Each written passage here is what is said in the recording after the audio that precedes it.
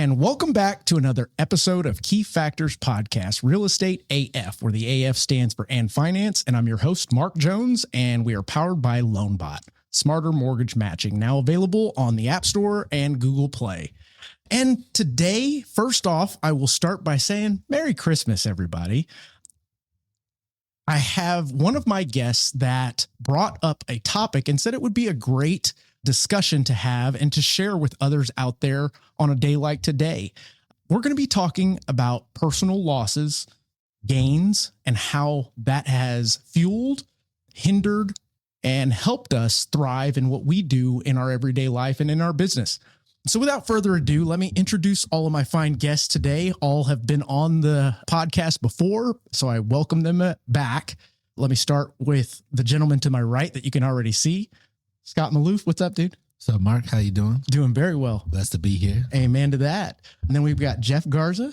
Jeff, how are you? Doing well, man. Merry Christmas to everybody that's listening to this, and hopefully the season is treating everybody well. So, that's right. Yeah, making a prediction. It's Texas morning, and it's probably 80 degrees. Yeah.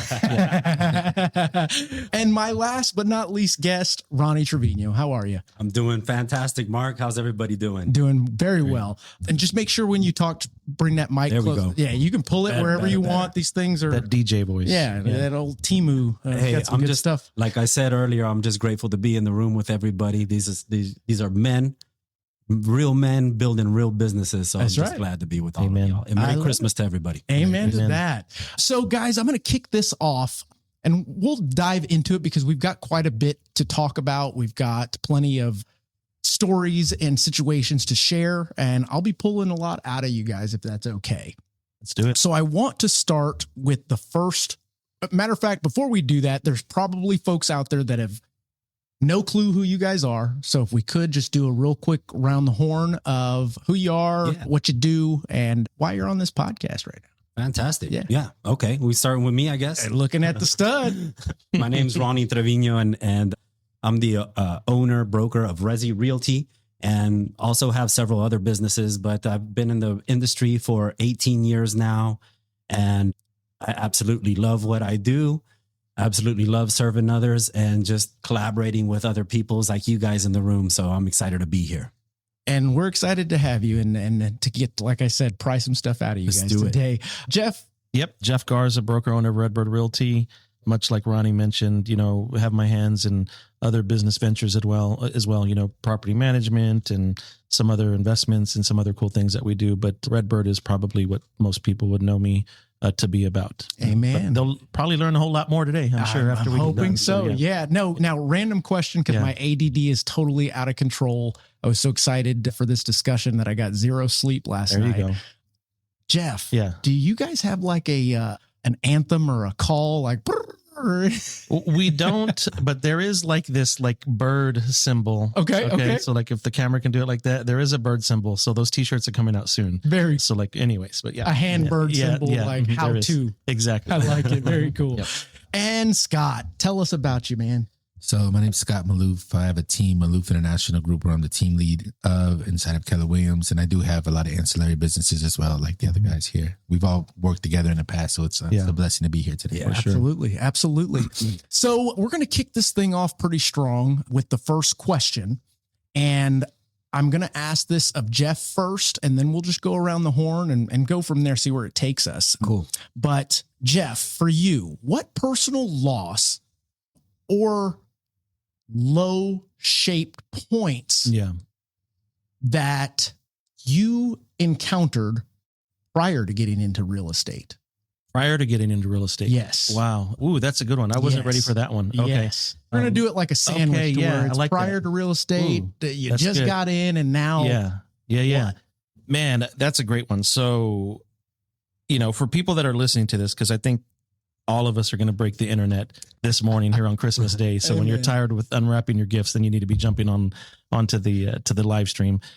I would say this: before real estate, a lot of people may not know this about me. I had almost a 17-year career in social work and criminal justice. I started working for the state of Texas, actually at a food stamp office, while I was still in college. Oh, wow. And I was one of those guys who graduated from high school like when I was barely 17. Mm-hmm. So I was always kind of like doing more at a younger age than some others, right? just simply because of the way my birthday and I guess whenever I got put into school. But did a bunch of social work jobs over that 17-year career. And, was a juvenile probation officer with Bexar County, was an investigator with Child Protective Services many, many moons ago. I was barely young enough to call myself a man, if you really want to know the truth, now knowing what I know today. And I was doing physical abuse investigations and sexual abuse investigations and things of that sort. But I guess to answer your question, before real estate, the low for me was realizing, and I think a lot of people watching this will be able to understand this. When I was working at the county, which was like my last tour stop before I became an entrepreneur and went into the real estate world. And as we all would say, burn the boats, like legitimately burn the boats, right? Because there's some people who say they do and haven't.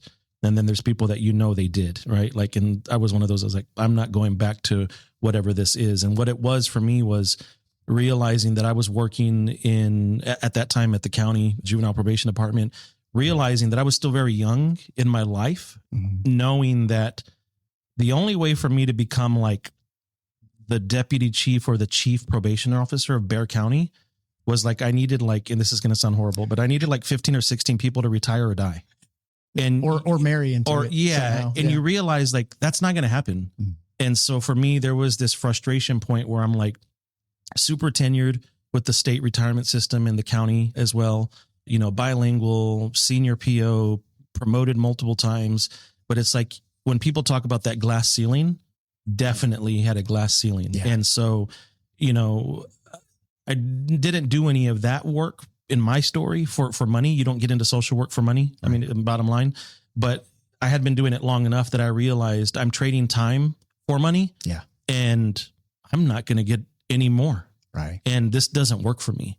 And so that's probably there was a low right before I decided like I need to do something different. Yeah. And real estate happened to be like on the bingo card for something different. Yeah. But I was just like, I'm done with this. And so I ended up leaving that with no parachute. Like I didn't leave that for real estate. I left that because I was done. You were done. And I was, we can polish it. We can sugarcoat it.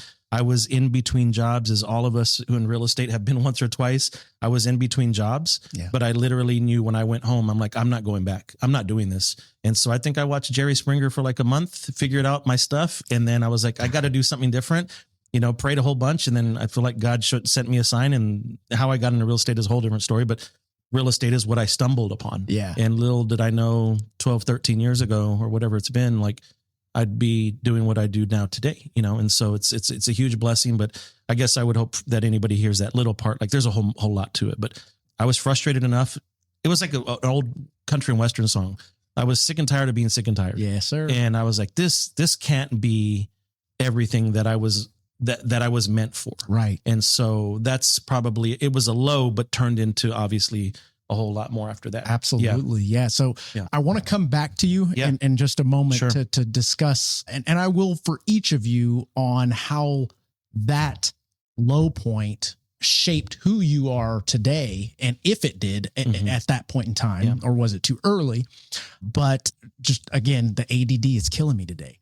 Jerry Springer. I feel like that was the TikTok and Reels replaced that addiction. So it was like Jerry was on to something way sooner before everybody else. Rest in peace, Jerry Springer. For sure. Yeah, where you could just let your brain go into mush. Absolutely. And you'd be like, they're just staring at the TV and be like, this is absolutely not going to improve my life one iota, but I'm still interested. Those are the good old days. That's right. Yeah. You got cheering at the screen and there's no games going on. It's just people fighting and pulling hair wigs and stuff. Anywho. So Ronnie, what was in your journey becoming a realtor? We're pre that moment. What low points did you go through as just Ronnie the man? Oh man, there's so many low points in my life. Honestly, guys, I was talking to agents at the brokerage the other day. I was telling people, and I was getting real passionate, saying that I shouldn't even be sitting here today because. I was born to a 15-year-old mother who at the time was fighting her own demons. And I grew up in a house that, probably wasn't fit for newborn babies at the time. Right. Until I was adopted by my grandparents at the age of 3 years old. And growing up in a loving family, but having a lot of, dysfunction, addiction, drugs, alcohol, stuff like that. For me, the biggest low point in my life, I think, was getting involved in all that. You know, growing up, I never really aspired to be great. I think my grandparents were pretty tired already. They had already raised their kids. So I just kind of skated through school. And, you know, when I graduated, and it wasn't until my girlfriend got pregnant that I realized, holy shit, I better start doing something. Mm-hmm. And, you know, I started working and got a little bit of success and thought that was what was being a man. But I never realized, you know, in the background, my drinking, my drugging, all that was going on. And it was behind the scenes, but that was kind of just the way I grew up. You know what I mean? Yeah. So I actually do. Yes. Like if your loved ones are smoking pot and drinking, then those are the people that care for you. Then they're not bad people. Right. So I wasn't a bad person. I just kind of had my own demons too. And I never realized where that was going to take me until I realized that, you know, well, for those of you that don't know, and I think a lot of people do know that, you know, I just lost my son recently last year. And it wasn't until he grew up and started falling into that same pattern that I realized, holy shit, if I don't do something, then, you know, that's where my kids are leading to. So for me, there's been a lot of losses, but I think the biggest one was, you know, just falling into that addiction and going down that path. Right. I mean, I'm grateful where it's led me at today, but I think that's a pretty big loss. Yeah. You know, so it wasn't anything about like losing we were talking pre-real estate. Yes, right. Correct. Not losing a deal or anything or losing a job. I think it was more, for me, it was personal like that. Like I look back and that's what I tell my kids today. Like, you guys don't understand. Right now, you have so much potential to be great. Like, I wish people would have told me back then when I was a kid, you have a lot of potential to be great if you just do these things. Just didn't have that. And I want to take a brief break to hone in on what you talked about and get some feedback from the rest. But the idea of going through that, being pulled into that, and I'm going to say world, because it is a whole nother world that you don't really know until you're in it. And then you either realize you're in it and try to get out, or you're in it and you're so deep that it's too late. You end up in bad places. But I would also go as far as to say that those that have been through that, the drugs, the wrong crowd, that kind of stuff, me personally, it gives you, I'm not going to say a greater perspective, but a deeper perspective on the concept of, if you, let's say somebody's excited, I'm the happiest I've ever been, but yet they've never been to the lowest they've ever been. Can they really feel what it's like to be truly grateful, truly thankful, truly appreciative of where they've been and where they are now? What are you guys' thoughts on that? I mean, obviously we all haven't been through the same stuff, but similar with yours, you weren't the ones doing the drugs, but you saw it. You weren't the one beating wives, but you saw it, type concept. And Scott, I'll get to you, but if you've got something to share on this, by all means, what are you guys' thoughts on that concept of, you can only feel the greatest high after you've felt what it's like to be at your lowest low? I'll jump in real quick. So what I know to be true in my history and my experience, and you made a great correlation about the things I used to see on the other side. Yeah. You know, investigating and being with families and through the court process and things professionally, right? Over those many years. What I can tell you is you're absolutely onto something. When people can either experience for themselves or witness the depths of humanity. Yes. And how dark real darkness looks like. Absolutely. And also how brightness looks like. Then you can actually have a measuring stick that's bigger than just your perspective or your experience or your upbringing. And so, and again, that doesn't mean that someone else's perspective isn't greater. Agreed. I just would say that if they've never seen what dark and evil looks like, or if they've never experienced brightness in their life either, Right. I don't know that their measuring stick is as big as someone who has had those experiences or seen those from a variety of ways, right? Yeah. And so that's what I would say. I think it's depths to what we are as people. I'd also like to add a perspective. Please. And it's similar to what you said, but I think everybody has their own journey, and it's not up to us to decide how low is our lowest low, right? Like my lowest low was being passed out on the side of Bitters at 6 p.m. and having the cops wake me up. That was pretty down. See, and I'm going to push back on you just briefly. And, I know people that their lowest low was getting an F, and they were devastated, and they went to depths that I was like, oh my gosh, just because you failed in school. Like I failed in school and I thought I was pretty cool. So I think everybody has their own journey. Yes, most definitely. But you mentioned something that we didn't choose, and in fact, we did choose. We are the ones that are making those bad decisions, but also the ones that make the good decision to get out of it. Trust me, I've got friends today that are still in the thick of things that unfortunately love you, but I sorry. And why does their journey look like that? Why do they have choices? Bottom line. And I correlate that, what you were talking about there, to kind of what's going on with today's youth is they've never really failed at anything. So how do you know when the anxiety kicks in, if that's truly your depths, if that's example?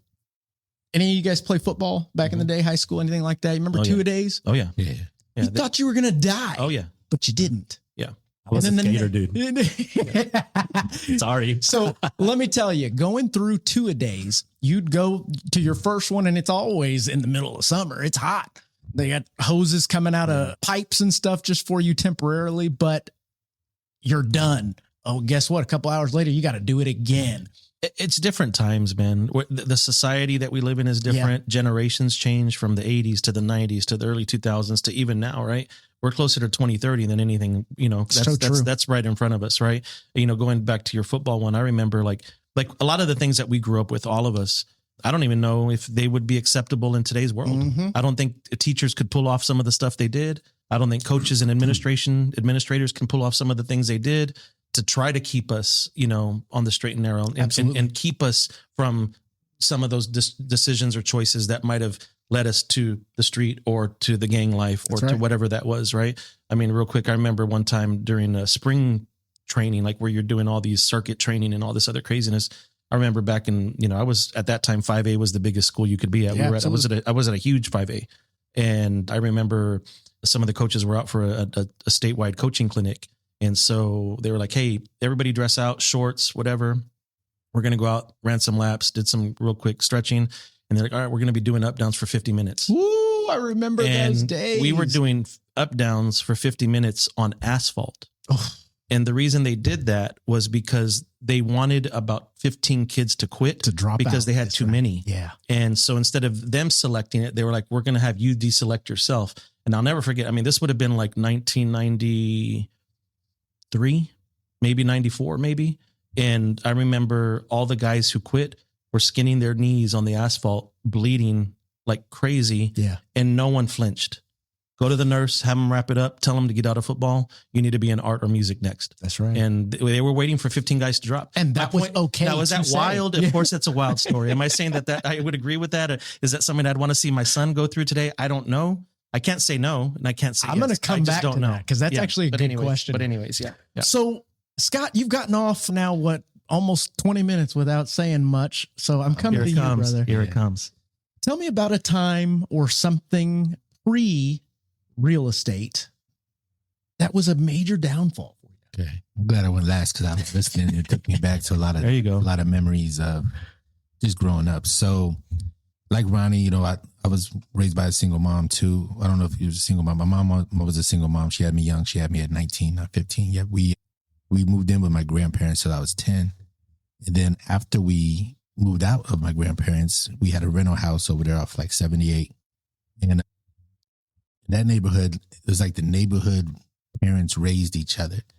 And she was working 2 jobs back then. She was working at Golden Corral and Sureguard. So she would work at nights at Golden Corral and she worked during the day at the Sureguard storage. And we got in a lot of trouble back then. I'm in my 7th and 8th grade. Like I went to juvie 3 times in middle school. And I don't really even say that on anywhere. You let me know if you need me to edit that out. No, I'm kidding. I'm I kidding. think we're sharing a lot of stuff. No, absolutely. No, absolutely. Because you go it's through who you seasons. You go through seasons in life. And I feel like you go through those things to become who you're going to become. Yet I feel if I didn't learn those issues and those things at that age, it could have hit me when I was 18 or 23 or 20, like at an older age where it would still be on my record or I wouldn't have transitioned the way I did. And then when I got in, then I transferred schools and we moved to the northwest side of town. And I had it was like 3 weeks into the school. I was still hanging out with my people from the northeast side and the drug dogs sitting on my car. Now I had my hardship license early. So I had, but yet we were at a party that weekend and whatever, they hit my Things car. happen. And I didn't have any drugs on me, but I had a letter opener, which they considered a dagger. So I ended up getting expelled from Northside. So just going through those seasons, it kind of put me in a place where I was looking just to belong a lot of times. And then ended up doing the high school parties when I was in high school. And that became like a family, was like the nightlife. And the nightlife from there, when I became 18, that became my like family away from the family. And we grew a really, productive nightlife promotion team. And we were doing a lot of events until there was always fights. There was always this person fighting this person. And I was in my, upper 20s and I was like, man, I'm getting old doing this because I have been doing this since I was like 14 years old, been in the clubs. And a fight breaks out and I know everybody that's in the fight. And I'm like, okay, let me break this up. I'm talking to one side, I'm talking to like 20 people fighting. Jeez. And next thing you know, you hear this pop. Oof. And a dude shot another dude, but I knew both of them. Oh. And I was like, yeah, I need to make this transition. Like this is not utilizing my gifts to be able to live on purpose. And like I've been doing this for, over a decade now. And it's time for me to transition. And I had one of my boys, he was getting his license and he was like, hey, I'm going to get my real estate license. I said, cool, I'll do it too. I've never been good at test taking. Like all throughout high school, I was in CMC, if y'all remember what CMC is. Like I was in CMC. I was always in that. So it took me a long time to even pass my test. A lot of people don't know that, but it took me over 20 times to even take my test over and over and over again before I passed my real estate test of national state. Yeah. And then once I passed, I was like, this is it. Like, I know where I've been, I know where I'm going, and I know where I never want to be again. And it was all in real estate until we get where we're at today. Brother, thank you for sharing that. Yeah. That I didn't know half of that stuff about you, and I thought I knew you pretty well. So, wow. Yeah. Okay. Mm-hmm. Yeah. I mean, it's seasons, and then you know, just like Ronnie, we've had losses because it's weird. Because when he's talking about, you know what, I lost my mom in 2017. And a ladybug is what reminds me of it. And there's this ladybug right here that's just been looking the whole time. So I just, there's a lot of things I think we go through that are losses. And, we know we're going over the losses of this year. Yeah, when I lost her, that was transition in my life to where it's that legacy quote that a legacy is not what people leave for you, it's what they leave in you. Yes. And, as we continue to grow and when we lose things, we just know it's going to make us stronger. And, we just learn as we continue. Absolutely. And I totally agree with the seasons concept of that. Some don't go through as many seasons. And again, kind of back to that concept of, have you really lived yet if you haven't kind of gotten in trouble or done anything? Because at a certain point, you're going to want to do that, or you're going to end up doing that. And by that time, you're old, and the repercussions are totally different than an adolescent. So go for it. Yes, I know. I just love what you just said right now.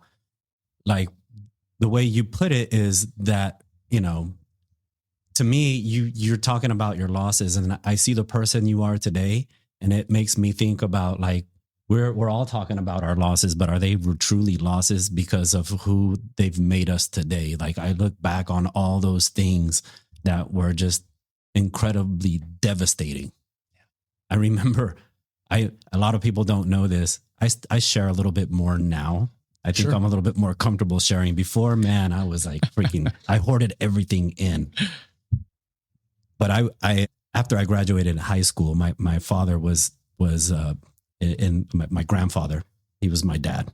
He was in the Air Force, and he retired from the Air Force, fought in Vietnam. He was very, very proud. And that was his plan for me, because that's what changed his life. And I enlisted in the Air Force. And 2 weeks before deployment, I went out and partied with my cousin in Ciudad Acuña, Mexico. And he ended up getting in a fight, and he punched this glass and ended up cutting his arm. And I'm rushing him to the hospital, and I got in a car accident. Cops get there and stuff, and then asked me if I'm drinking. Of course I had been, and I got a DWI, and that's it, End of the U.S. Air Force career. Right. But was that a loss? Back then, it was the biggest freaking loss. I remember looking at my dad and asking him, I fucked up, didn't I?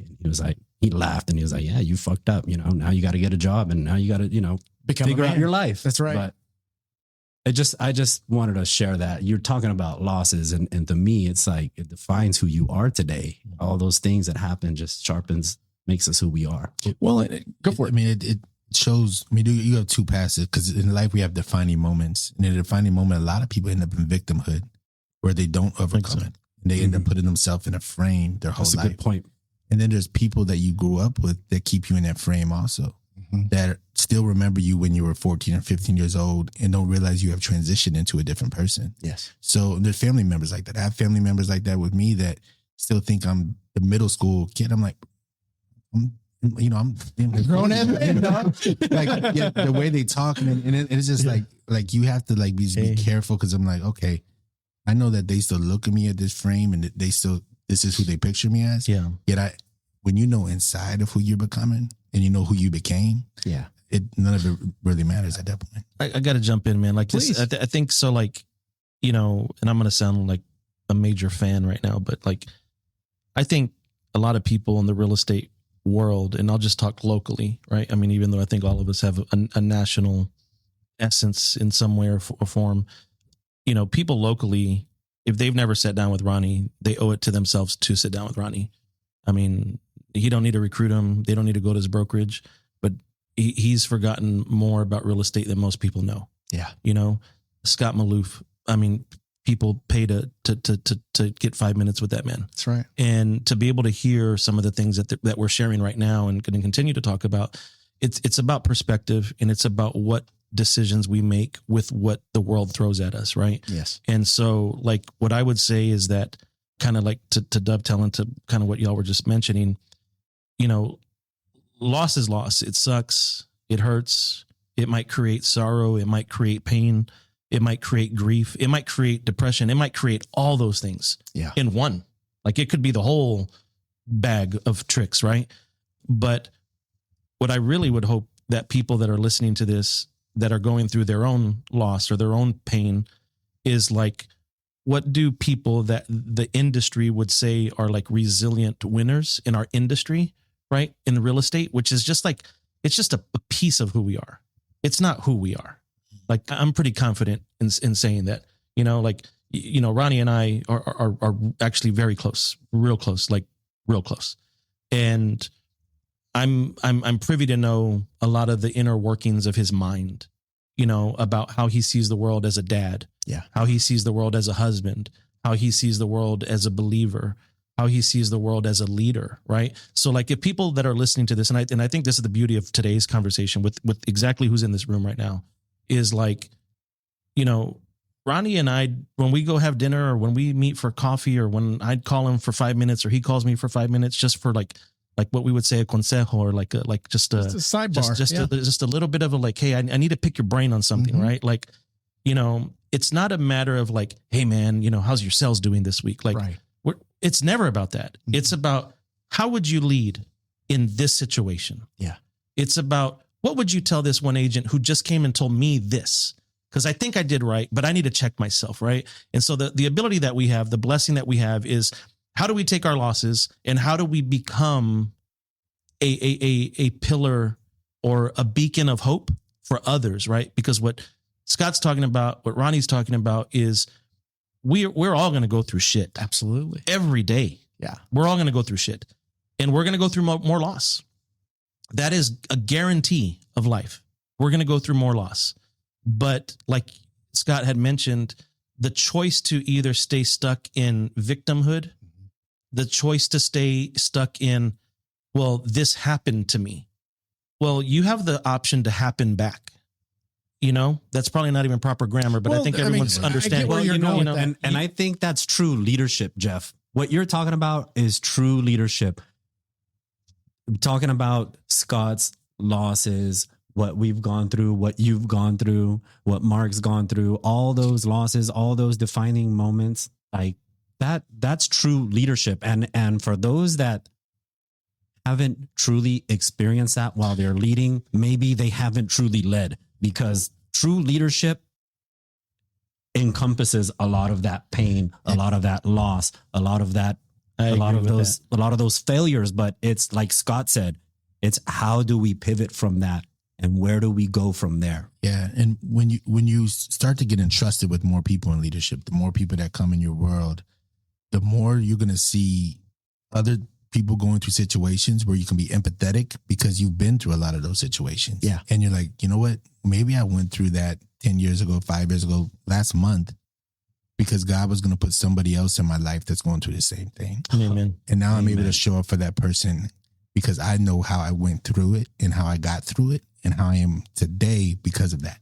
Now that Even through the mistakes, because going through some of the shit that we've all gone through, today I don't know that I would respond the way I did then.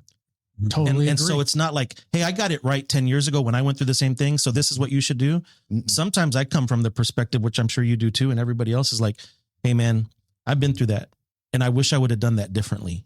Maybe, because I think we're probably extreme critics of ourselves. Actually, I know you all personally. Yes, absolutely. I think we're all very extremely critical of ourselves and how we show up and how we present to that person who might need help from us or whatever. So yeah. Yeah, most definitely. And what you're talking about there is a deeper sense of the ethos that people talk, emotional intelligence, that by way of your journey, by way of your downfalls, by way of the seasons, it's shaped you.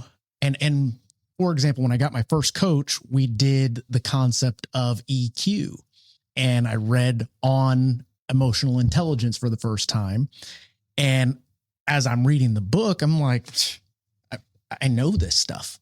Like I know the answer. I know how this should feel. I know how this person should respond. And all the while I'm thinking it's because I'm a chameleon. I can relate to anybody. But no, it was because I actually experienced a lot that allowed me to, like you said, kind of take a step back and go, okay, I don't want to go that route. Mm-hmm. And now let me advise this person that's going through it right now that, hey, this isn't the end. Mm-hmm. This isn't the end of the world. It's now up to you to decide how this situation defines you. Let me jump in there. So we're all saying a very similar thing, but the loss doesn't have to stay a loss. Right. I know you were kind of hitting on that earlier. The loss doesn't have to stay a loss. It'll be so I'll use a quick example, right? And this may even turn into like what the next one was like, what got you into real estate or what got you to your chapter. We're almost there. Right, and what's funny is as I'm typing these ideas for questions, you guys are literally running into about it. Yeah. I'm like, it's a natural discussion, right? So like, there was somebody profound in my world one time. They told me a really interesting thing. I looked at this person and I told them, I said, man, I wonder like what life would be like had I never started Redbird, my own independent brokerage, right? And this person looked at me and says, you realize, and this was very profound, like one of the most 5 profound things anyone ever told me. He says, you realize you would not have ever started Redbird or ever thought about Redbird had your dad not passed. And for those that don't know, like Redbird was my rally cry to my depression and my pain and my hurt and sorrow when my dad passed. And, I was at KW with these guys and doing my thing, selling 100 homes a year or whatever that was at the time, enjoying it, And then a life event happens. You know, what are the young folks? It's like a canon event, right? Like there's a major chapter in the book, and you're like, oh my God, right?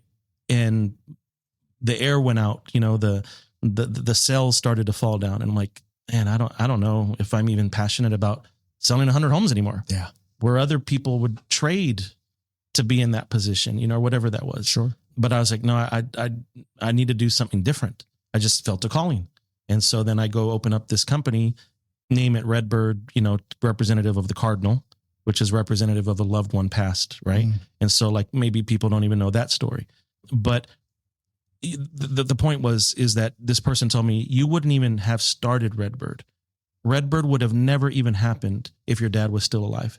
And I'm like, what would I still be doing if I was still alive? He's still like, you'd have like a top 10 team in the city, and you'd still probably be at KW Heritage. Yeah. Like, but there were things that happened where I was like, I want to go chase something different, because the calling, that the internal compass got pulled, right? For me to go do something.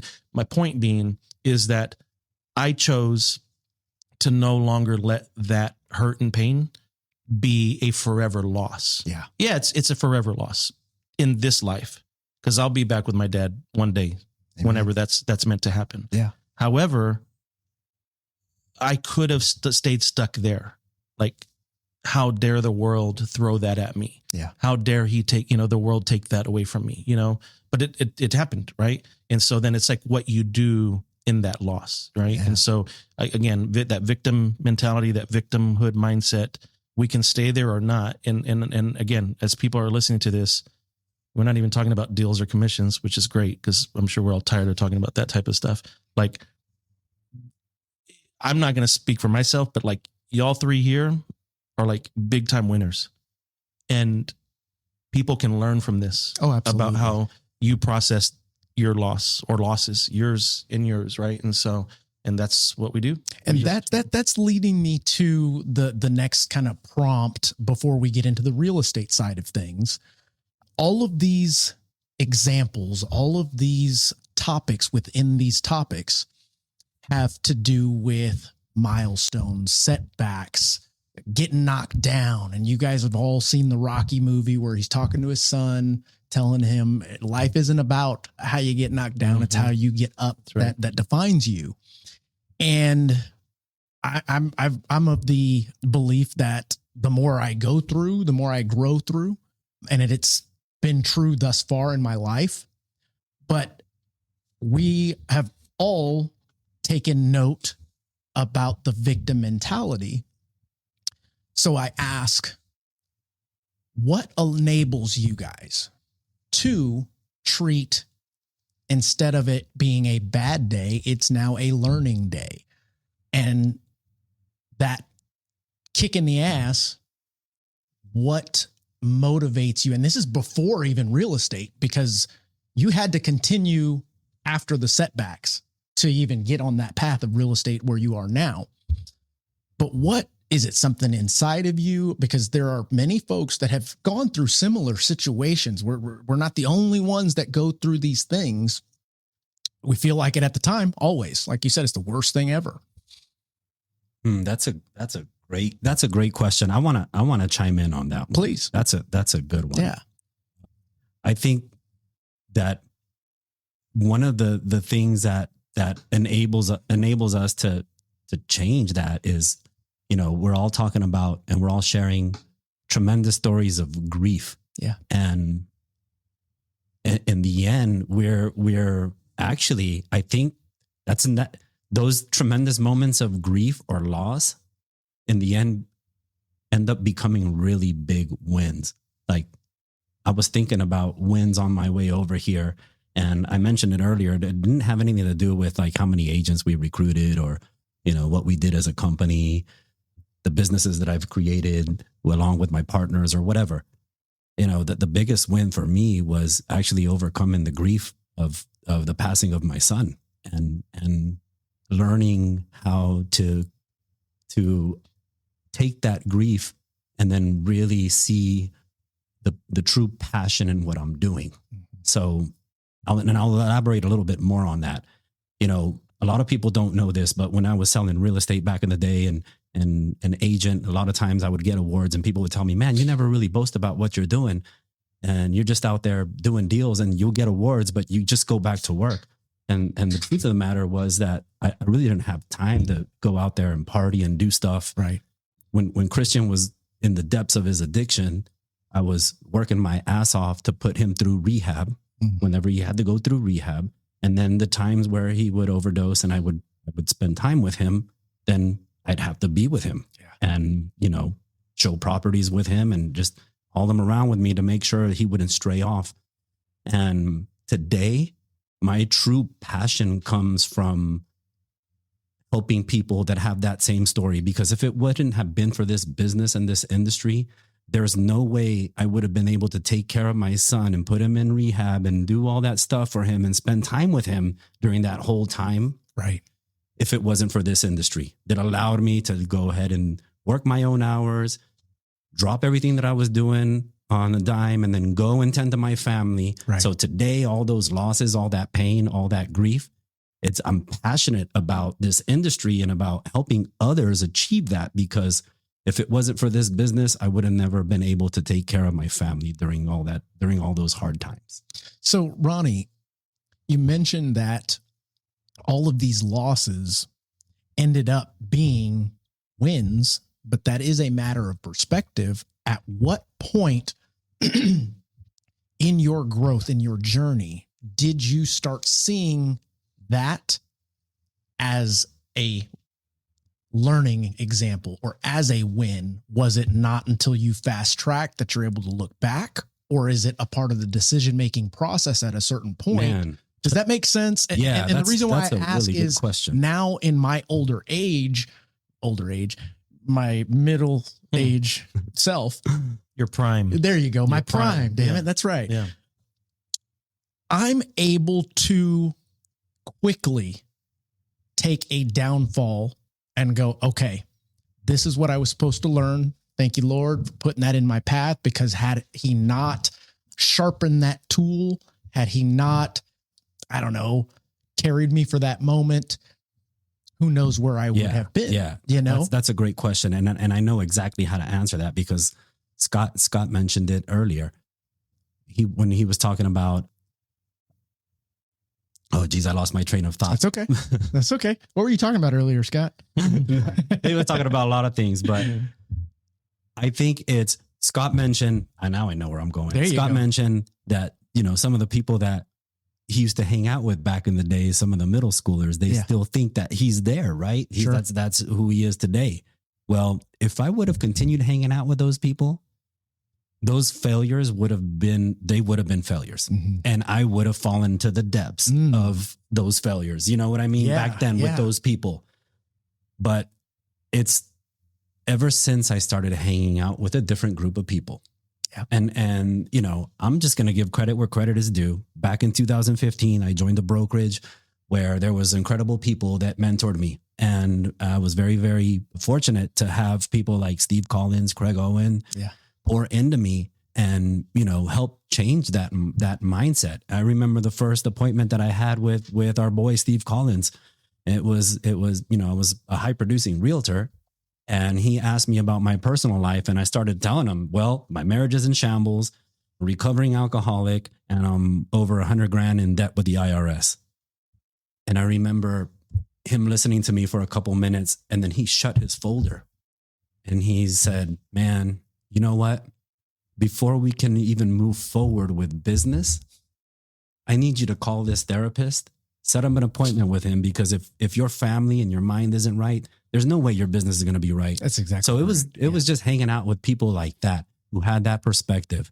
And once I started hanging out with people that were giving me those tools to equip myself. Well, I didn't want to go back. as far I didn't want to go back. I'll say you started hanging out with people that respected you and probably respected themselves at a certain point. That is maybe what allowed you to see that, putting it into perspective, going, okay, this is the path that I'm supposed to be on. I am making the right decisions now. I'm going to keep making the right decisions now, if that makes sense. And I'll add one Please. more thing. Yeah.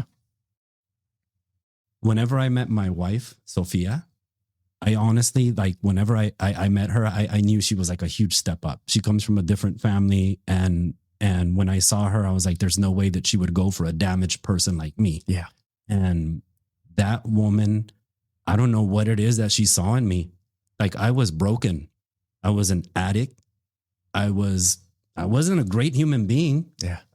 But she saw potential in me, and she was always, you know, every time I would fall, she'd be there. She's my cheerleader. Yeah. Hey, get back up. You're so capable. You're really smart. You're a great businessman. Just keep going. Get back up. And she was always pushing me. She still does today. So, you know, having a good spouse, having a good partner also helps too. I would have to agree with that. My wife saved me. I was running and gunning and fell head over heels. We and joke about it all the my time. life. Yeah, we joke about it And all like the you time. said, You know, where would I be today if I wouldn't have met her? Absolutely. Probably in jail. I'm going to jump in real quick, man. You know, the humility that he demonstrated in that moment in Steve Collins' office. We weren't there, but he just told us basically like as if we were a fly on the wall. And again, for those who are watching and listening, there's so much to learn from that. You know, there's so much to learn from that humble approach and the humility involved. Right. Yeah. And I think we're definitely not the young cats in the industry. We're definitely not the old heads either, but we're in our prime. Right. And, you know, I'm going to go on a ledge and speak for all of us. Like, you know, if someone wants to enter my sphere, right? Whatever that looks like, our world, I don't really care too much about like how much real estate you sell. That's right. That really is not that relevant, truthfully, to me. I want to know what kind of person you are. Yes, sir. And because in that case, what you're talking about, you're referring to someone that defines themselves by right. I sell this many homes. Right. Okay. Yeah. But who are you? Right. And I think that, you know, a lot of people can stand to learn from what Ronnie just put out there, and everybody, like, you know, because I know you've had past episodes about like, you know, the whole, like the social media influencer and what's an influencer and, you know, the people doing all the crazy flips and tricks on video and stuff like that, which I get all of it. It's all good. And there's a place for all of it. Right. There's a place for all of it. I'm not going to be the guy to crap on it and say there's not. There is. But man, like, to be able to throw yourself to the mercy of the court in a coaching scenario, right? That was like a coaching meeting. Yeah, that was my first coaching meeting. Like, I mean, that's It's a damn good coach. Because what he's done is he's empowered the guy at that time who he engaged with to coach him into becoming a better businessman, entrepreneur, whatever that was. He empowered him to actually help him. Yes. Right. Because everybody has shit, and everybody, like, I have a large organization. Yeah. And man, like, everybody has something. Trust me, you know, it's just a matter of like, are you willing to be honest and open about it? And are you trusting enough of someone? And I always tell people, like, you know, we've heard this, it's, you know, it's this meme or it's cliche, right? You know, success leaves tracks or success leaves clues. Yes. Right. And so if you're going through shit, he went through shit, but he figured out how to bust through that. That's right. And how to crack that code. Right.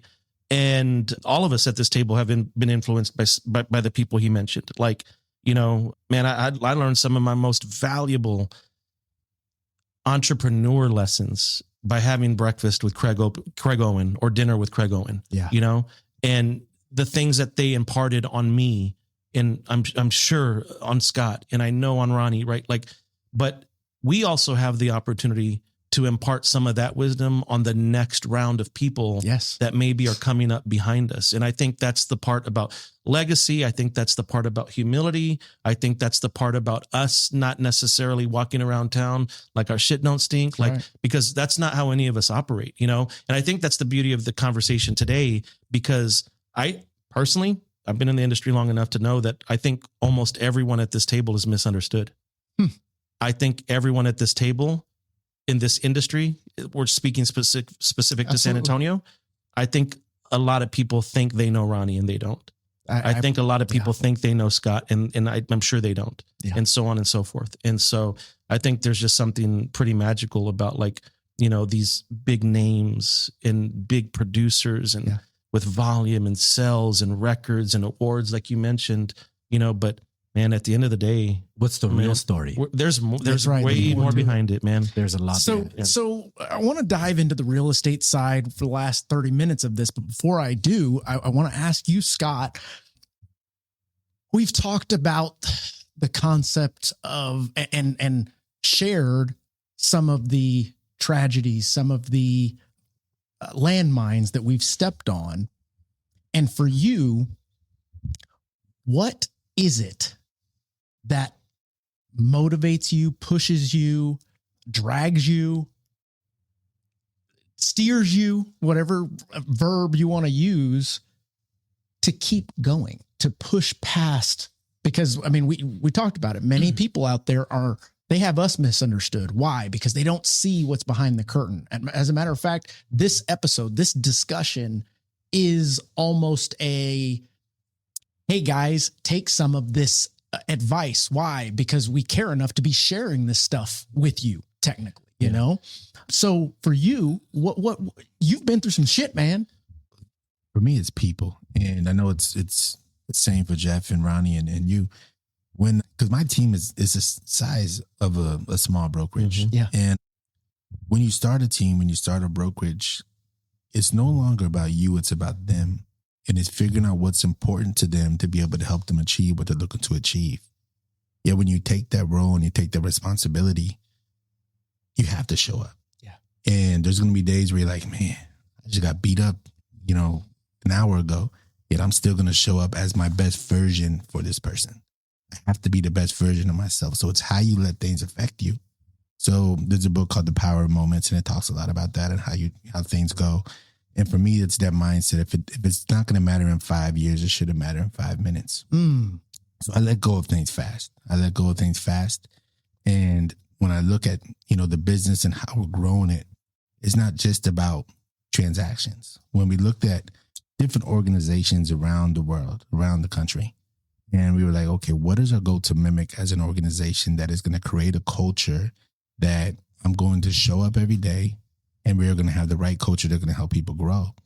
And the organization that made the most sense was a mega church. And how mega churches thrive are through their small groups. So in our team, we have faith, we have wellness, we have philanthropy, we have education, we have events, we have social. And then we do things every month when it comes to that. So we have our team's woman Bible study, a team Bible study, philanthropy. We do our give backs. So there's a lot we do that is not just like, hey, how many calls did you make today? Right. It's like, yeah, we're going to go serve the community today.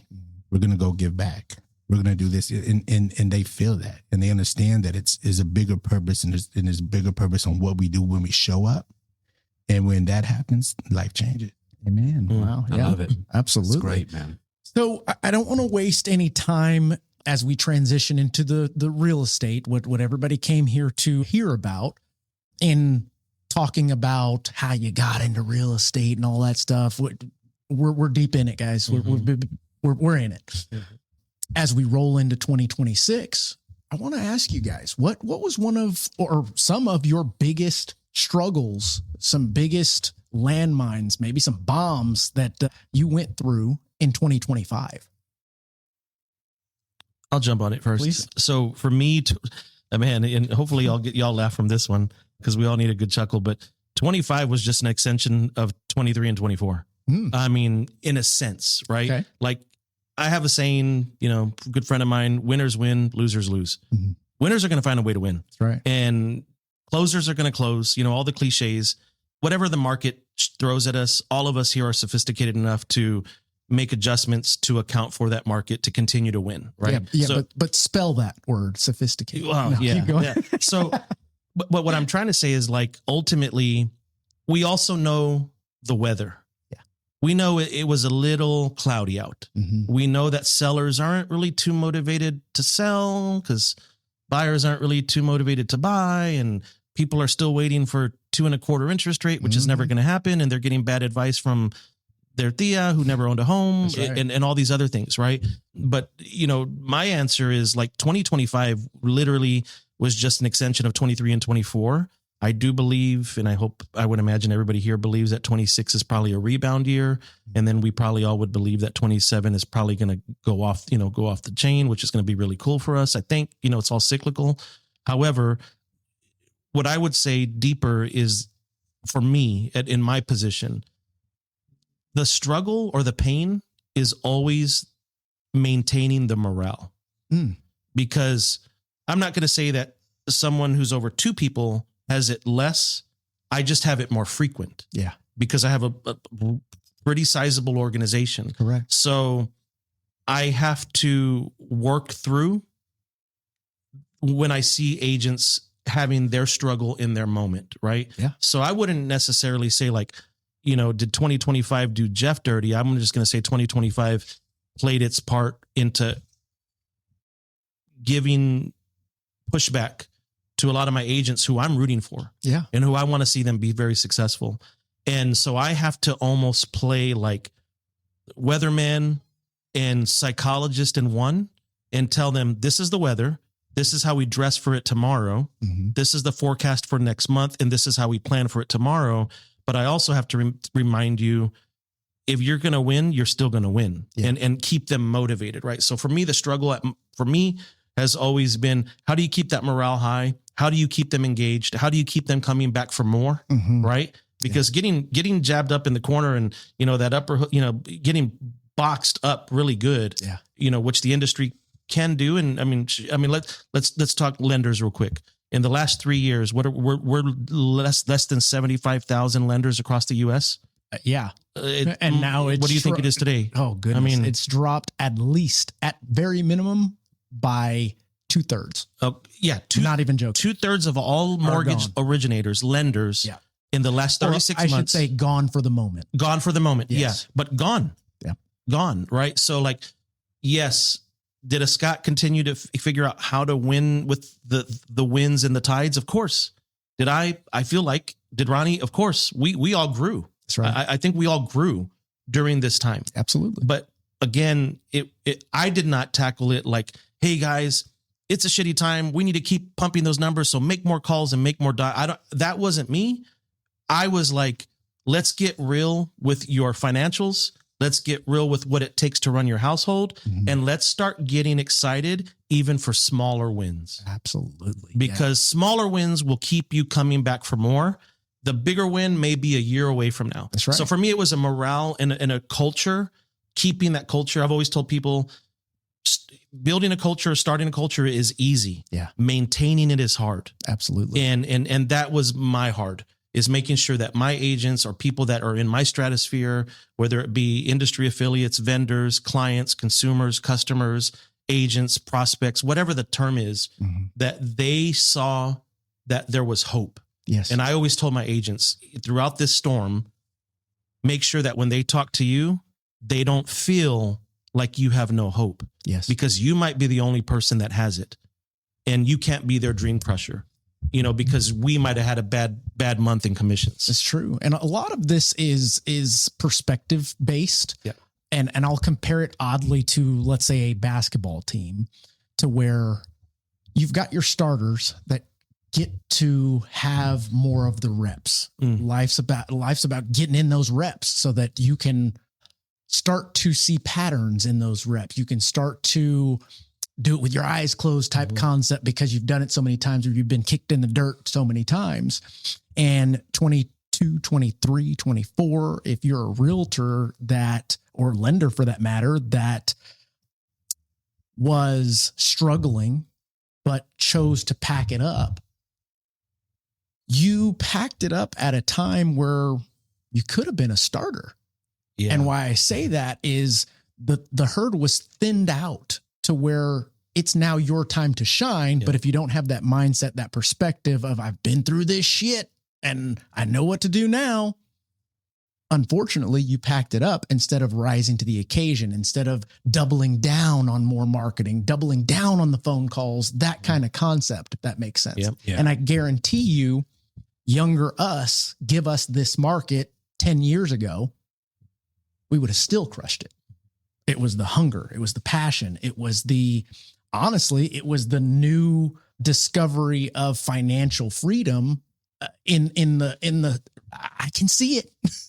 This is starting to make sense now. My good choices are adding up. I'm going to make some more tough, good choices in that aspect.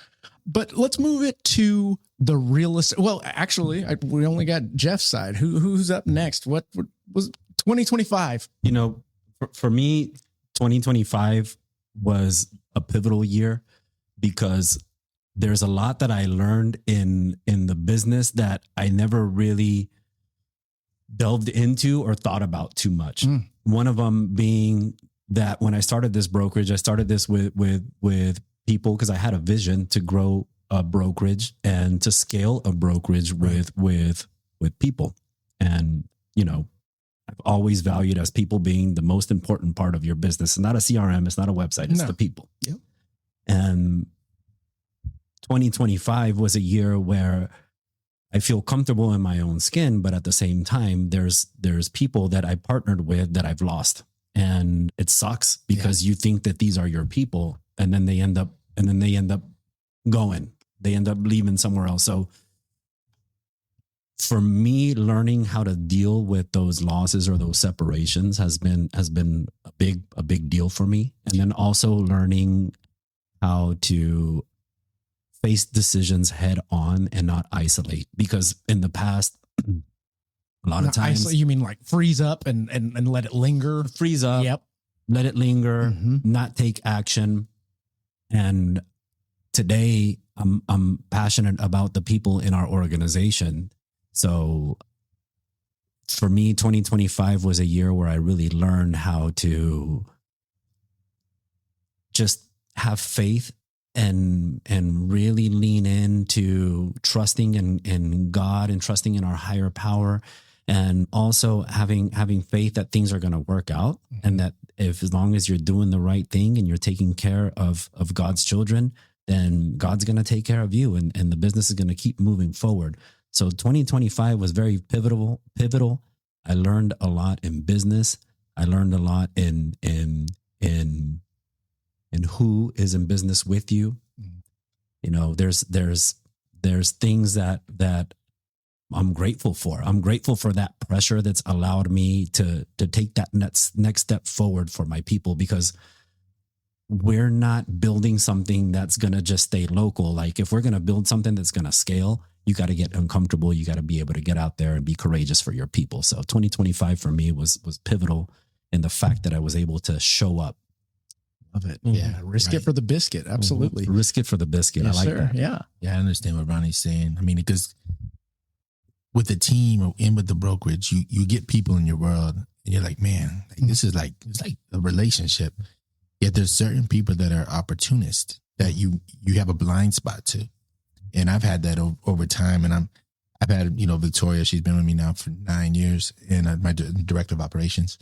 And she's like, hey, you need to watch this person. And I'm like, Jesus kept Judas around. Like, I know, like, I understand, like, it's good. And then when it happens, like it hurts, but it's like, you knew that person was just there as an opportunist, and another opportunity comes, they think is better, they're going to go with that opportunity. So I've learned to kind of understand people and kind of just know, not that I say I put them in buckets. I just know what's important to people. And I get to know them better. Like, sure, have them take their love languages now, do certain things like that. To answer your question though, this year it's kind of similar to Jeff, 23, 24.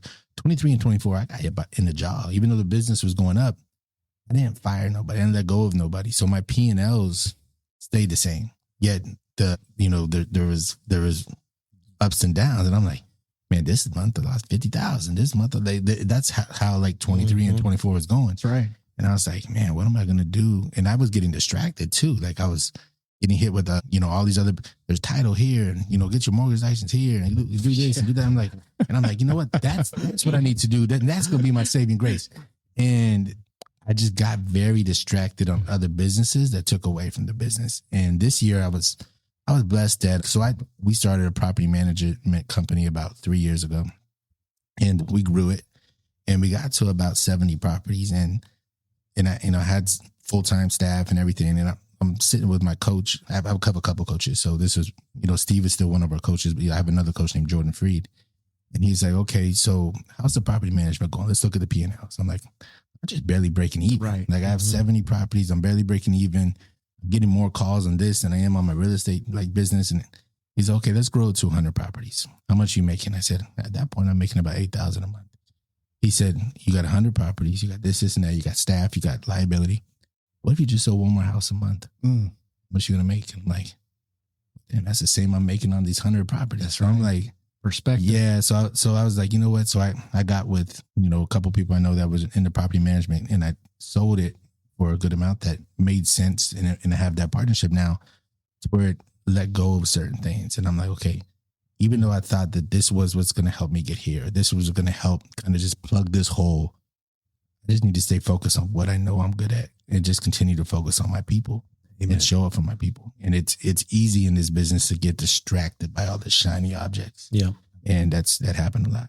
Yeah, man. That's a good one. Absolutely. Yeah. And I think more people listening to this can relate to what you guys are talking about than they would even go as far to admit. Exactly. Kudos to you, Scott. Like, hats off to you, or my elf hat or my Santa hat. For him to say something like, in 23 and 24, like, man, I got my jaw broken. That's right. Into 78 pieces. That's not what you said, but it felt like it to us. Absolutely. And when I'm like, who's us? Like, why am I speaking for Scott? No, I'm just speaking about for people who create jobs. Yes. I'm talking about people who spend a lot of money to market a name and a brand. I'm talking about people who, no matter how cloudy it is out tomorrow, we're still going outside. That's right. And that's not for everybody. And that's not going to be everybody. But if an agent listening to this, lost in one shape or form or manner, when you hear someone like Scott say, like, man, shit, I took it for 50 grand this month. Mm-hmm. Like, the only thing that changes is really zeros and commas. That's right. But the loss is still a loss. A loss is still a loss. Yes, sir. And I would put everything I have on it, that if I ever reached out to anybody here at this table, I'm like, hey, I want to buy dinner. I want to talk about business, something or another. I think everybody would say yes. Absolutely. I believe that. Absolutely. Because we know that we're willing to have such a raw conversation about whatever it is that might be on our mind. And we also know that there's only so many people that live in that life or have lived in that life, whether it be the coaches that, we employ today to help us go to other levels, or people that we know that are in it. Right. And so that goes back to like the biblical term, which is like seek wise counsel. Right. Mm-hmm. Like, we got to be equally yoked in business. Yes. That's, you hit one on like, man, I had to kind of pull back on some things over the last 3 years that were not serving me and the whole, mm-hmm. right? That were taking more, that were detracting more than addition, adding to what we were doing. Yeah. And so through some of those rough times and those ebbs and flows, the beautiful part about the mindset of a realtor, generally speaking, is that we all believe we can get a deal to get out of our next problem mm-hmm. with the next deal, because we all believe we can make money tomorrow, which we technically can. We've proven that we can. That's right. Right. But it's not necessarily easy. No one ever guaranteed that it was easy. But I know that we're all mavericks enough to be like, man, I'm going to have a shitty month, but watch me next month. Mm-hmm. Watch me go off. Right. I'm going to go off for 48, or whatever. I'm going to be Steph Curry and I'm going to drain 52 tonight. Right. Like, that's how we kind of perform. Right. We're just performing in the entrepreneur real estate sect, right, if you will. But ultimately, I think people listening to this really, really need to hear that people that they might want to emulate or appreciate or respect go through this shit. It's just another zero, another comma. That's right. And it doesn't make ours any worse or theirs any less.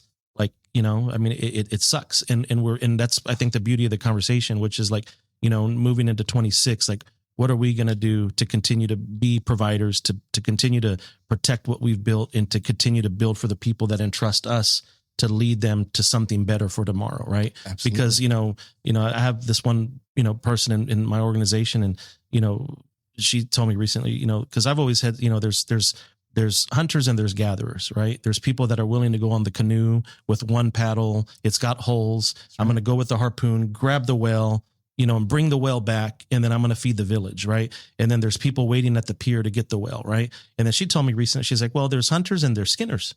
Yeah, that I've always used that. You know, concept. she was like, Hunters you know, and skinners. because you need to bring in what you bring in, but you also probably don't want to touch all the blood and guts. So let me handle that. Right. And so it's realizing like there's so many people in this world with so many talents that we, people like ourselves, need to figure out what are we really good at. And we need to probably stay in that lane. Mm-hmm. And leadership is not for everybody. Agree. Coaching is not for everybody. Being a mentor is not for everybody. And being a trainer is not for everybody. And I really am passionate about that because I feel like our industry, I feel, I'm going to say this, and this is probably going to get me banned from San Antonio real estate mixers or something. You're uncancelable. Yeah. So my headset is falling off because it's about to get hot. Yeah, there we go. But ultimately, here's the deal. I feel like agents as a whole are suckers. Mm-hmm. I've been one. I've bought that new lead system many moons ago because they promised me the world when I was young, right? And then I'm like, man, I can outperform that lead system if I go door knock tomorrow. That's right. And I can put it all in my own hands. I can outperform that lead system in cold call tomorrow because no one can convert better than I can. That's at least the mindset, right? It goes back to Steph Curry or Michael Jordan or whoever. Like they didn't take the court thinking they sucked. They took the court being like, I'm the man, right? Yeah. You know, or I'm the gal, right? I'm the person that's going to make it happen, right? And so what I mean by that is like, you know, if you're great at training, stay there and keep on empowering more. If you're great at mentoring, stay there. If you're great at leading, stay there. But just because you've maybe witnessed someone like Scott or Ronnie over the years become what they've become and build what they've built doesn't necessarily mean that you would even want to be a day in their financial shoes, Right. or their personal shoes or their faith shoes. Because man, if nothing will test your faith more than looking at your bank account act like a freaking, you know, water boiling and getting cold and boiling and getting cold and boiling. And you're like, wait, what is it today? That's right. You know, I mean, because it's very fluid, right? And obviously that's not how we want to run our business. And that's not the way we should run our business. That's the nature of the beast. I'm just saying it can happen, right? Yes. And so we've all been there. And so what I'm saying is to all the realtors out there, don't be suckers. Believe in you more than anyone else believes in you. And that's been one of my struggles over the years is like, I believe so much in every person that walks through my door that might be like my secret sauce, but that also might be something that can deflate me if I want it more for them than they want it. Right. And so for every agent out there listening, even especially like the brand new ones, nobody is going to make you successful. It's going to fall on you. If you were going to be successful at X brokerage, you were going to be successful at Y brokerage because you were going to have the successful person traits. Yeah. You were going to have the successful person attack. You were going to have the successful person energy. And all of us have been in the industry long enough that when we find that person, we know it in 30 seconds. We're like, you're about to be someone big here. You're about to start doing things, right? I want to elaborate on what both of you guys said, but you know, Scott, thanks for being vulnerable and sharing that story about the property management company, because like you, man, in 2023, 2024, we're there looking at the saving grace, the shiny object that's going to save us and is going to, you know, allow us to offset operating expenses so that we can continue casting vision and growing the organization. That's right. Yep. And I think one of the biggest lessons for me in 2025 was realizing that maybe I'm not the best at everything. And I was actually going to touch on that. Keep going. Realizing and it was through loss, you know, that it was through the loss and the grief that I couldn't operate, that I kind of just, you know, wanted to give up, but the organization didn't give up. Correct. So the people in the organization stood up, and I was able to learn that maybe they are better at running the organization than I am. And maybe I should just continue doing what I'm good at. So you're saying you learn how to get out of your own way. Learn how to get out of my own way. Yeah. And, you know, I think that was a big lesson for me too. Like, just because I'm a badass real estate agent doesn't mean that I'm going to be able to open up a property management company and it's going to flourish. Yes. You know what I mean? But you had to attempt it to get that out of your system. Right.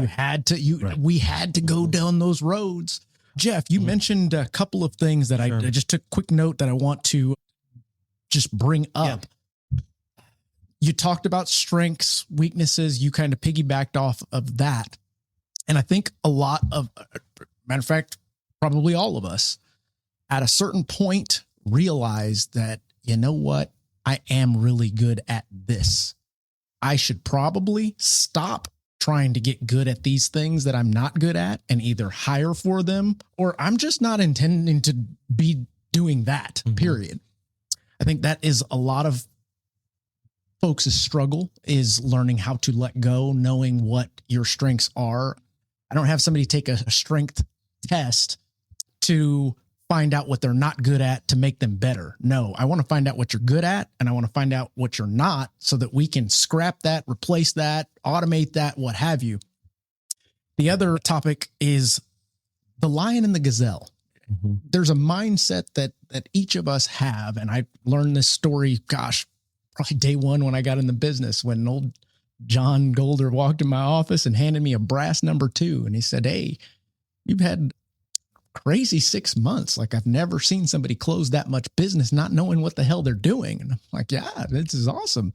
He slapped that number 2 on my desk and he said, "Just remember, there's always somebody better. So keep running." And that's when he told me about the lion and the gazelle. And every morning the lion wakes up and he's got to be running for that food. And every morning the other perspective is that gazelle needs to be running for their life. And if they don't wake up and start running, one of them is either not going to eat, the other one is going to be eaten.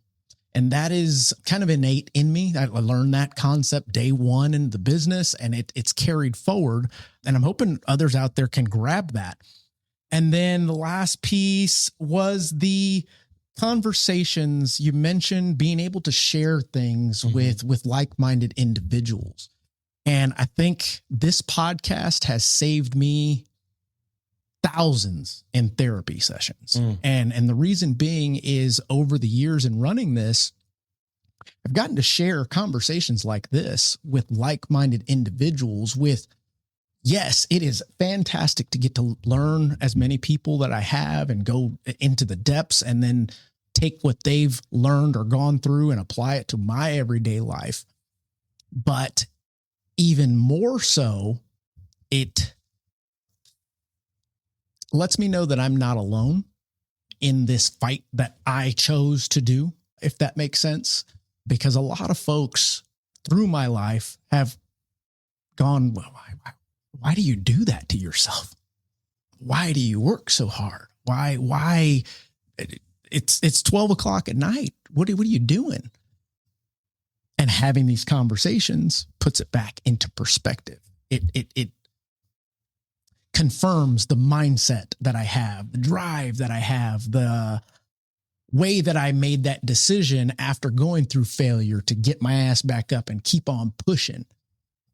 And you guys have shared that today. I mean, that is, I'm hoping that this goes into the depths of these folks, not just to their ears, but to their soul, right, so that they don't have to go through some of the hardships that we have gone through. Well, first of all, Mark, I feel really compelled to tell you this, because you just mentioned something, and you mentioned that this has saved you thousands of dollars in therapy. And as somebody who truly believes in seeing a therapist if you need one, that's right, I just want to tell you, I want to thank you, actually, because whenever I walked in here before everyone came in, I was sharing a little bit about my personal stuff. And a lot of times, like the passing of my son is a delicate, absolutely, for a lot of people, they could see that as like a trigger. Right. Yeah. But honestly, when someone asks me about Christian, I love it. Like, I love it so much because I'm able to talk about him. I'm able to remember him. And it's just so therapeutic for me, yes, sir, to let it out. And whenever I'm able to talk to people like you guys in this room about things like that, that's what keeps the business going forward. That's what keeps me passionate. That's what keeps me grounded. That's what keeps me being a good dad, a good husband. It's sharing those things with you guys and talking about it and being vocal. Yeah. And finding that group, right? Who are your people? I consider you guys my people. I know we don't spend a lot of time outside of us doing this out there, but I'm sure if we were to run into each other, we'd have a good old time. Heck yeah. So And I think that stems from the roots of our experiences, the mindset and the drive that we have individually, and then getting together collaboratively for the confirmation. I'm not crazy type concept. Like, okay, I'm not the only one. Yeah. And it is a good feeling that confirmation of just one day we'll be able to enjoy these fruits. But right now we're going to keep watering. We're going to keep watering. And that being said, guys, I'm going to go over, screw it.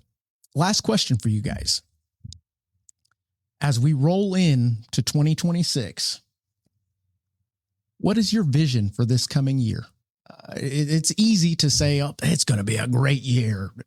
Real talk. What do you guys have cooking for this coming year that will continue the mindset, the drive, the confirmation that all that shit that you guys went through wasn't for nothing? Anybody? Processing. All right. So All these deep questions. I went to a wedding in May, and it was a girl that was on my team. She's still technically on my team, and she now lives in Dubai. And we went on a team trip 3 years ago. And when we were there, she met a guy at a pool party. He lived in Barcelona. He flew out here a couple of times. She flew out there a couple of times. So she ends up going to Barcelona for a summer. And she comes back and she said, "Hey, Scott, I'm getting married in Italy." And I'm like, "All right, cool." I said, "All right, we'll get married." She's like, "I want you to be there." Because, I was the one who took her on a team trip. That's where she met the guy. So I was like, all right, there's a little domino effect. So this say guy, you buying me a ticket? I mean, the guy, he's well off, the guy that she ended up marrying. So I'm at this wedding, and there's 28 countries being represented at this wedding. It's in Tuscany, and it's $1 million wedding. And the father-in-law gets up, and he looks at everybody, and he says, "Welcome to my dinner, all you poor people." I'm like, damn, he got my attention. Right. So he does his whole speech. And while I'm at the wedding, I meet a guy named Peter. Peter lives in Bangkok. And I start talking to Peter, and Peter's like, I've been in business with the father-in-law, XYZ, for a certain amount of years. So I'm like, okay. So a couple of days later, I'm in Rome. It's the final dinner. And the father-in-law comes up to me and he said, "You met my business partner, Peter." He's like, "He's very fond of you."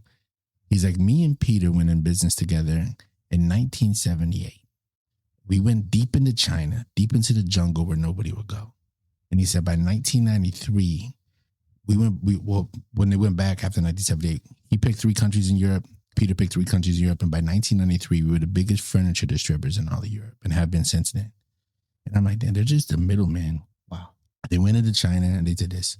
So on that plane ride home, I started looking deep into Amazon and certain things. And I have a cousin that does like drop shipping. He made $400,000 last year. Another cousin that made a little over $300,000 last year, just drop shipping, just different products. And I started just going down this long rabbit hole. While I'm doing that, I'm coming across a fair called the Canton Fair. And the Canton Fairs were like every factory in Asia go to this one fair and they sell their stuff at the lowest of the low.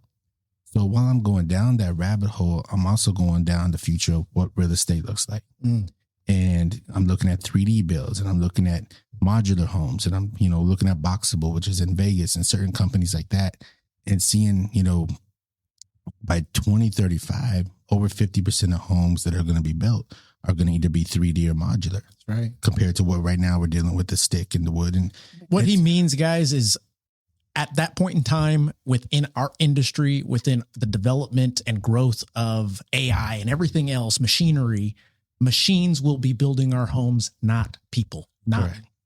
So while I was doing that, I looked into China, and China's been doing that for 25 years. So I started going down the deep rabbit hole with that. And I found the biggest modular building company that's been around since the 80s. They started with clean air, and then they do 28-story apartment complexes within 14 days because they have the robots already in the factories. So I flew to China about a month ago, and I spent 2.5 weeks there, and I met with the CEO, I met with the chairman, and I went just like deep dive with those people to see how can we bring that to the US. And with that, I ended up making a partnership with somebody else that follows me on my social media in Dubai, and connected that while also meeting with the chairman again in LA about bringing that to LA and helping him find a factory to start in California and grow from that. So as you say, moving into 2026. Did you advise him on those taxes in California? I mean, the price they build at with the machinery and the technology they got, It's worth it. They're good. Yeah. Because these are better builds, concrete builds with steel reinforcement. They're faster builds, and they're going to be more cost effective. Yeah. So it checks a lot of boxes off. And if you're able to build a house in 3 days, that's 2,500 square feet, and you're able to build them at, less than $100 a square foot.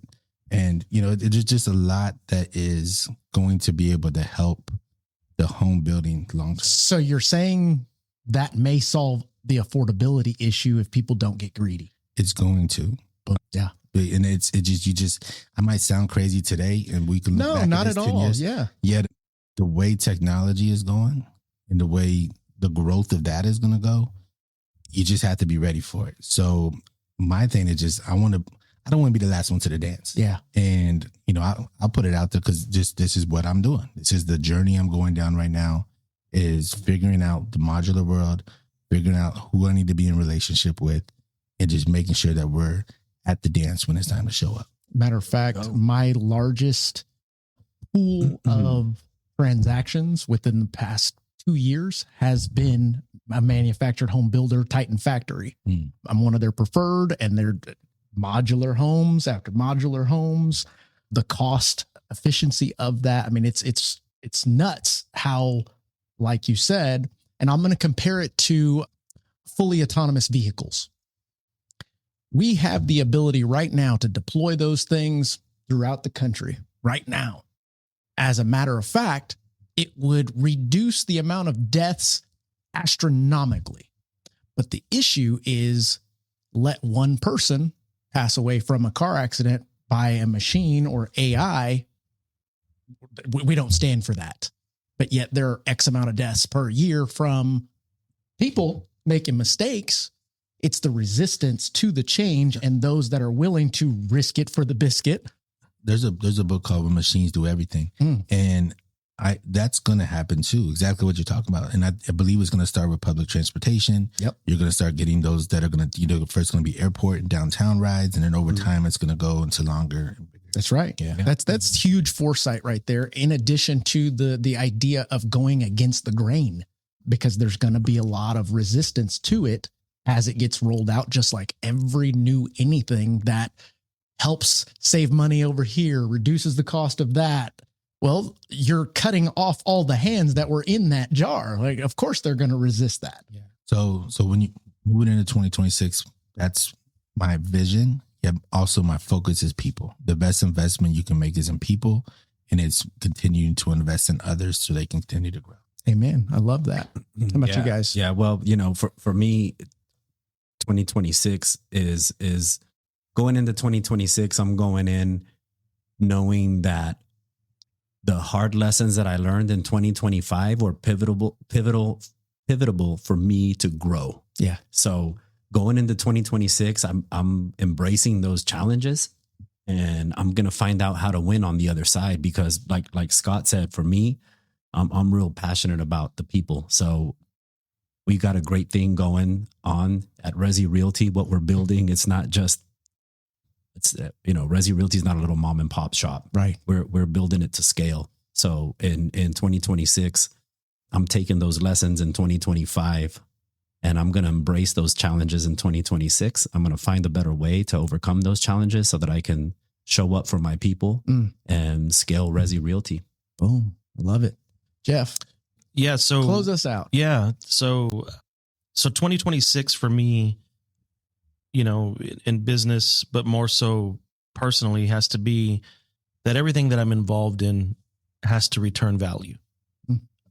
And what I mean by that, I know clearly, I think you know what I mean. Like, absolutely. Matter of fact, that's what I was going to say, because I believe it, just not in that way. And I'm glad you did. So go for it. Yes. Everything that I'm involved in as I continue to go down this journey, right? This path, this vision that I had for myself and for what it's become.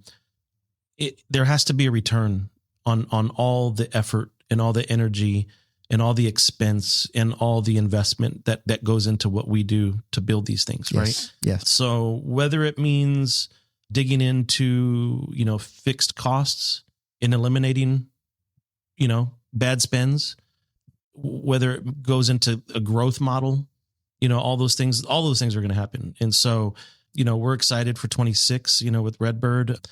I'll be either building our first headquarters or I'll be buying it. Boom. That'll happen in 26. I'm done renting. And that's going to be a huge pendulum swing. Yes, sir. For the brokerage, for our valuations, yes, our worth, and for our long-term security, right? You do it right. That's generational. Yeah, for sure. So that's that's going to be the big one. The second one is we're going to launch in another city. So we'll be opening up in another city or two coming up in 2026. That'll come with its fair share of headaches, just like anything else, man. I mean, if I know something to be true in this entrepreneur world is that change is a constant, right? And so we'll deal with those. And then also adding a couple of things that I believe in, like Scott was talking about, I'm creating two things right now. Actually, one would be, and I told Ronnie this a while, not too long ago, and a couple other people that are, tight in my circle. Like, I've been watching a lot of the players in our town. And one of the things that I did a long time ago to make sure that Redbird per se was strong and healthy was I stopped production, but I've resurrected a production team to make sure that Jeff is strong and healthy. God, because you're in here because right I have to be, I gave up a lot of money. Yes, I mean, let me just put it that way. Yes, I sir. gave up a lot of money to go create a brand and go create a brokerage that today a lot of people probably would love to have, but not every day is payday. That's right. And so one of the initiatives for 26 for me is to, and I've already done it. Like we're already in it. We're in the thick of it right now. Resurrecting a production team that I've been able to emulate and see some, like actually both y'all, like these are great examples of people I've been watching. And I'm like, you know what? They can do this. And so can I. I can get back into that per se. Right. Right. Jeff's not going to be showing homes every day. Right. I mean, but I can build it and we can get it done. Right. Yeah. And so, because I got to be right to be able to continue to be right to lead for the company. Right. That's right. And so then the second part, kind of what I was talking about with Scott, like Scott has a particular, passion and all of us are rabbit hole guys. Yeah. Because once you show me a good idea, like I might just be likely to like really go all the way in on it. Right. And so for me, one of the things that I'll be adding, which I heavily believe in, is kind of going into a different world of real estate that I haven't really delved into or touched myself a whole lot. But that's going to be into like the whole, asset management, foreclosures, bank owned property type the tough situation. Stuff. Yeah. And so I'll be going down that road in 26 as well, because I do believe that there's going to be several years ahead of us of some foreclosure assets and things of that nature that were, in that world, like Scott was alluding to in terms of what he was mentioning, that world is very much about who do you know, who can you connect with, who's willing to have a conversation with you, and who's willing to open up a door. That's right. And so, I've had to kind of look at the scoreboard a little bit, if you will, not like to boast, but like I've had to look back and be like, you know what? I think a lot of people would be interested in talking to me about if I can provide dual value. Yes. You bring me value. Let me bring you value, and let's solve some big problems. Right. And so that's kind of what I feel like I'm about for 26. Not that we're not about it any other year, but it's very much, it's more clear. It's more refined for sure. Yeah. And I just want to find more profits where they can be found. I want to eliminate waste where I can eliminate it. I want to deepen relationships with people that are like-minded and that provide value. Like I don't know that any of us want to be in a one-sided relationship where it's always take from us. Yes. And so I want to be in more relationships where it's like give, and so with a passion and I'm grateful that you shared what you just did, because I was on that path thought process wise. When it comes to me, I'm going to talk about this. But now that you mentioned it, mine was going to be very PG and tiptoeing around the bullshit. I'm tired of pouring into cups with holes in them. Yeah. You know, That's how fair. it's always, That's it's fair. Fill other people's Mhm. cups. I've gotten this far by filling other people's cups, Amen. but I'm only going to get this far if I keep pouring into cups that have holes in them.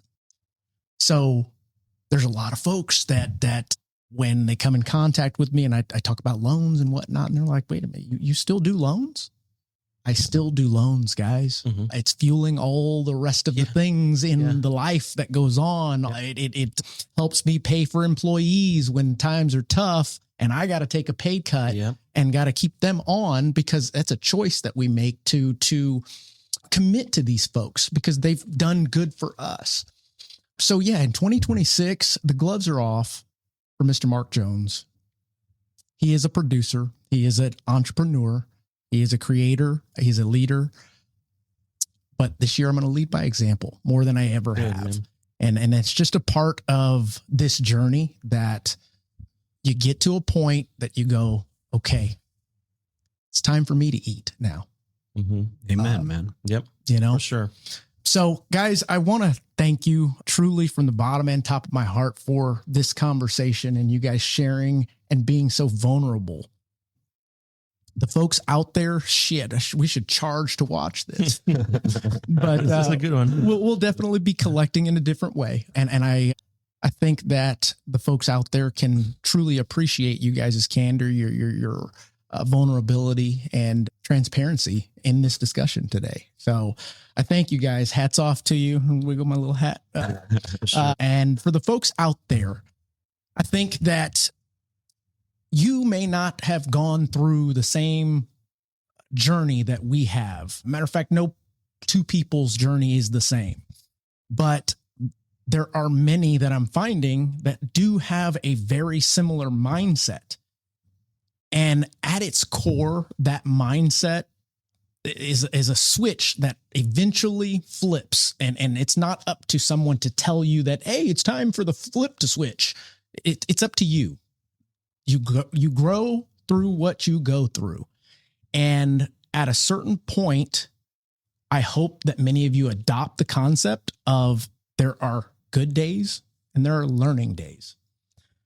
And I can tell you, if you're on the path, or if you decide to get on the path that we decided to, you're going to have plenty more learning days than you are the good days.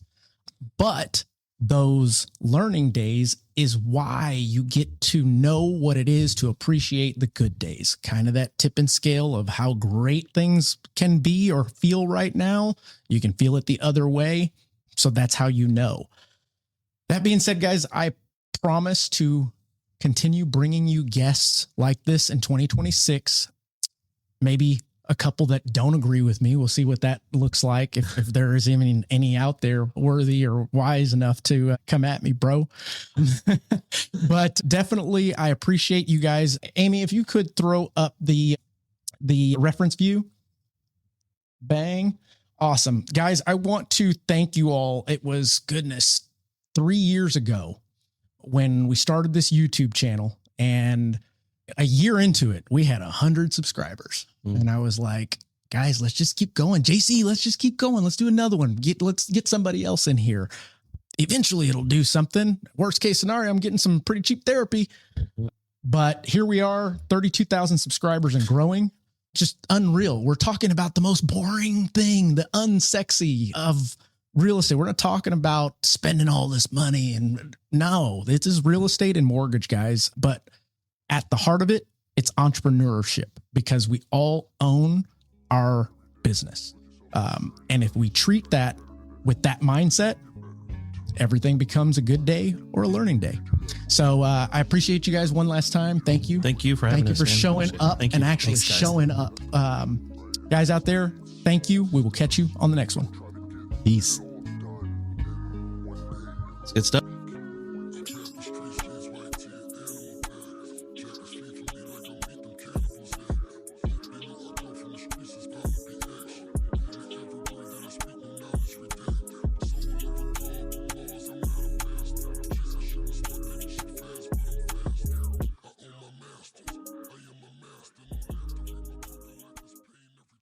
If you're still sending out pre-approval letters and praying your realtors send you the next lead, you're already behind. Top producers are winning because they're giving their agents more than just rate sheets and donuts. They're giving them LoanBot.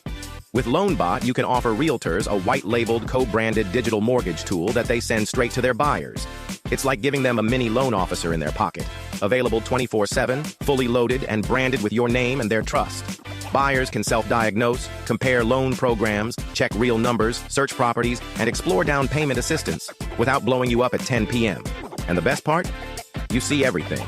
Every scenario, every lead, every milestone. You're looped in the whole way. LoanBot isn't a widget. It's the referral machine you've been waiting for. Here's the deal. Your realtors can get it from us directly for $9.99 a month. But it'd be in your best interest if they got it from you. Either way, they're going to get it. White-labeled, co-branded, transparent, and more. Sign up for your demo with our team of innovators.